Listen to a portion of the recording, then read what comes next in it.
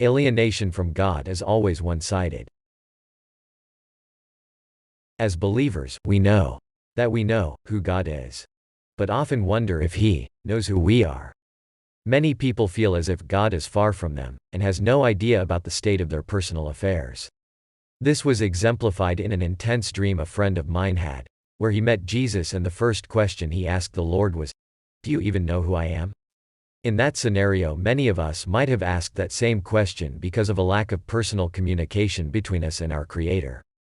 You may know that God is aware of you, but many believers don't. Truthfully, that's a big problem in the modern church. Some believers wonder, does God know me? I know who He is. But does He know who I am? Or is He even aware of any of my situations? If so, why doesn't He make Himself evident to me? Why doesn't He speak clearly to me like He spoke to people in the Bible?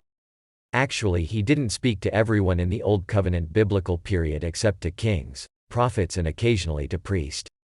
In the New Covenant, we as believers in Jesus are now kings and priests also, and God does speak, but we often don't recognize His voice, because it doesn't originate from outside us, but emanates from our innermost being, where the Holy Spirit of God dwells.